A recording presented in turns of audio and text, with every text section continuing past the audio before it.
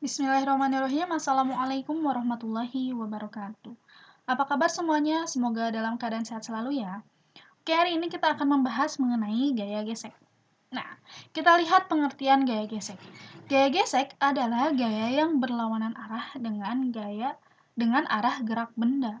Kalau misalnya kita lihat ilustrasinya di sini, ada seseorang yang mendorong sebuah benda. Di sini ada sebuah lemari dan juga sebuah meja itu ke arah kanan.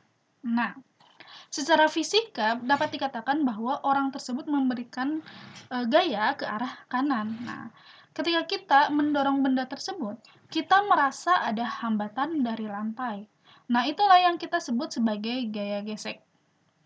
Misalnya ketika kita mendorong suatu lemari ke arah kanan, maka lantai akan memberikan hambatan atau gaya gesek ke arah yang berlawanan. Berarti dia ke arah kiri ya gaya geseknya.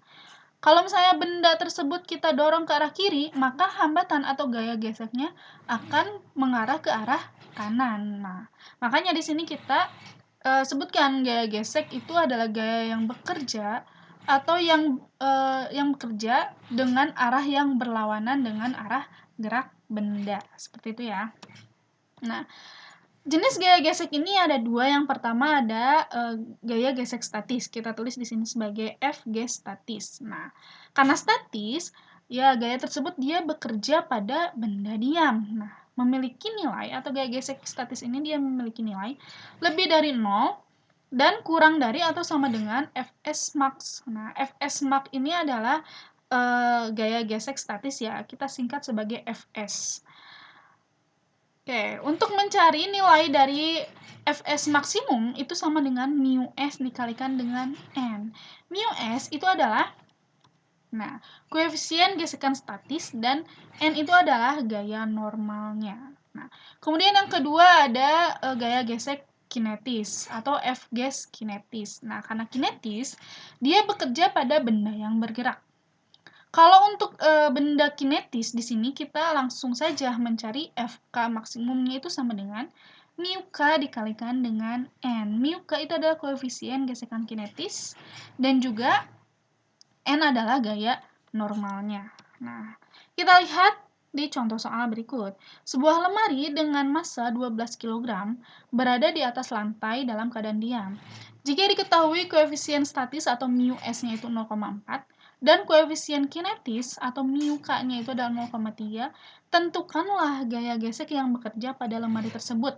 Jika gaya luar F yang diberikan dalam arah horizontal sebesar 15 Newton, 40 Newton, dan 50 Newton. Nah, kita lihat dulu gambarnya di sini. Ada sebuah lemari, dia dalam keadaan diam ya. Awalnya dia dalam keadaan diam di atas lantai. Kalau misalnya kita lihat pada benda tersebut atau lemari tersebut, ada beberapa gaya yang bekerja pada benda tersebut. Yang pertama ada gaya berat. Nah, gaya berat dia selalu menuju ke arah pusat bumi ya, M kali G. Dan juga ada gaya normal. Kemudian jika ada gaya luar yang diberikan ke arah kanan, maka akan menimbulkan gaya gesek ke arah yang berlawanan, yaitu ke arah kiri. Nah, sekarang kita coba selesaikan soal tersebut.